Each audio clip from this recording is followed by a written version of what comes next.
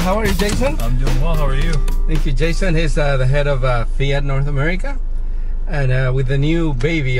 This is not a baby because it's not a baby. This is a big boy. The big boy. So let's talk about the new Fiat 500X and what's the difference between the rest of the models in the family, which has grown a lot in the past short 5 years since you came back in the US, right? Yeah, it's well, it's been a little before. The 500X is our first crossover, so that's exciting. But beyond that, first all-wheel drive offering, and we've loaded this vehicle up with a ton of safety and technology. We've got the blind spot monitoring in this vehicle, the forward collision warning, rear backup camera with rear cross path detection. So it's loaded with safety features, and there's 70 other standard safety features in the vehicle as well. But so it's a lot of firsts for us, not only in the segment that we're playing in the safety and technology, but again, the big one for us is all-wheel drive. Yeah, exactly.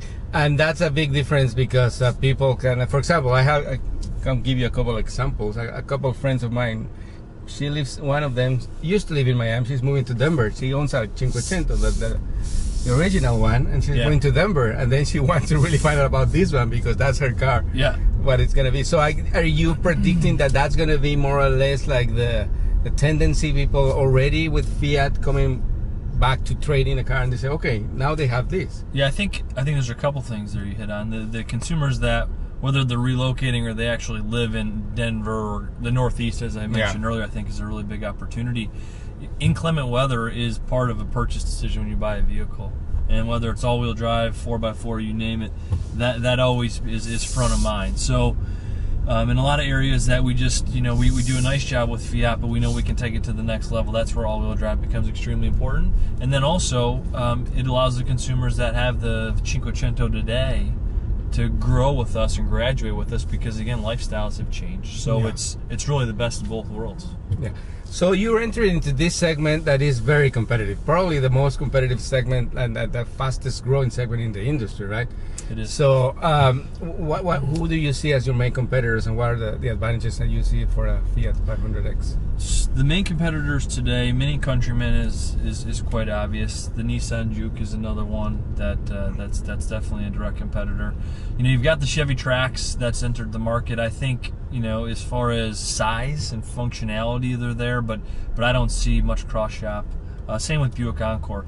The interesting ones will be the new entrants that are coming along with us. Specifically the Mazda CX-3, very sporty, very, a lot of similarities between the two cars, and then the Honda HR-V. So we're all going to be hitting the market at about the same time. So it'll be a lot of fun. But I think we've got a lot of heritage. We've got I was going to touch into that. I mean, you have like a brand that has come back and has reverted in the US. And like has success. I mean, maybe the volume is not where you want it to be yet, but it has grown fast. I mean, only 5 years, right? Yeah, well, again, we're not a mass market volume brand. That's not what we set out to be. And 2014 was our best year. So, that's now we've kind of set the bar there for the U.S. and for North America. And then you bring a car like the 500X into the market where, again, like we talked about, the segment's just booming right now. Yeah. And so the timing's right for us to go there and capitalize on that. So this car shares the platform with the new Jeep Renegade, and even though it's all-wheel drive, I mean, it's quite different. I mean, it's not meant to be like for extreme off-roading, right? Correct. I mean, the purpose is something else. Yeah. So the hardware is the same, but the software is not. Meaning, again, this vehicle is much more, it's all-wheel drive, but it's much more on-road performance. Yeah. Whereas the Renegade is designed to be that off-road, take you anywhere, get you anywhere type of 4x4 system. So two completely different executions, although the hardware is the same. Okay. And going back to this one in particular, how many versions, how many models, what are the price range for this vehicle? So we've got two personalities. Let's start there. So we've got the Street, which we'll start with the Pop model, and that goes up to Easy, and then Lounge. And then we have the Trekking series, which is Trekking, and then Trekking Plus, which we're actually in right now. So there's technically 5 total trim levels. And the starting price on the Pop is $20,000, and then the starting price on the Trekking Plus, which is the highest model, is just over $27,000. So the base model, all of them have all-wheel drive system, or they do not. So okay. their all-wheel drive is optional on every model except for the base model. Oh, okay. So and here, like, we're sitting into the car, and like starting from the steering wheel, I mean, you can tell there's a lot of detail and attention to detail in the materials. I mean, this looks really, really nice to the hands, to the touch, and everything else. This in the front panel, like the texture of every material has been taking a lot of care with it, right? That was the big thing for us. You know, we pride ourselves in not being a commodity brand, and you mentioned it earlier. It's going to be a hyper competitive segment that we're going into. So the style we were always comfortable with, into the design and being able to play off heritage, but the interior was where we put a ton of attention, and it shows. I mean, you know, this is not only in the small crossover space is this an impressive interior, but you can go up, you know, into extremely more expensive vehicles, and I think find a hard time finding as good interiors we have in this.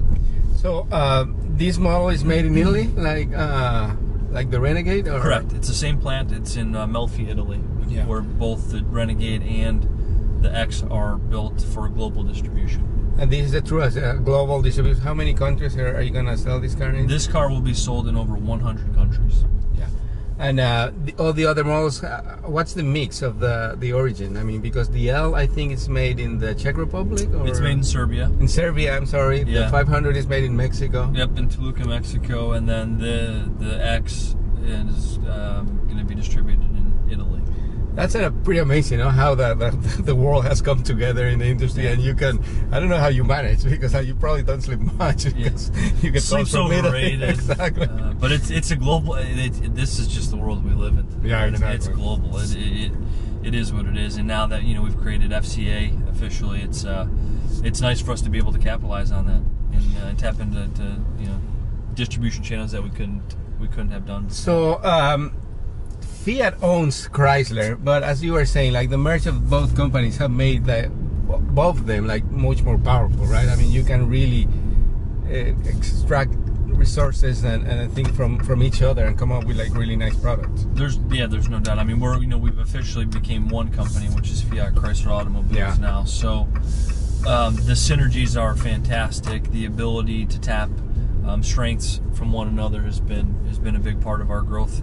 You know, again, I mean, from a corporate perspective, 5 years in a row of year-over-year sales growth, that's pretty impressive. Yeah, they're pretty challenging too, because, I mean, it doesn't come easy. Exactly, it doesn't come easy.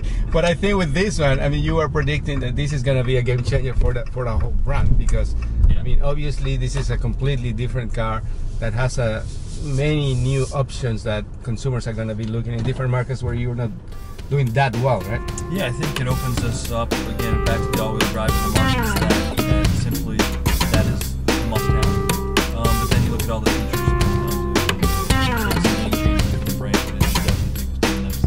Well, thank you very much for your time. I know you're busy here in California with the launch of this car, and good luck with it. I don't think you need the luck, I think, because you have a good product, so you're gonna do well. I appreciate it. Thank you so much. Thank you. All right.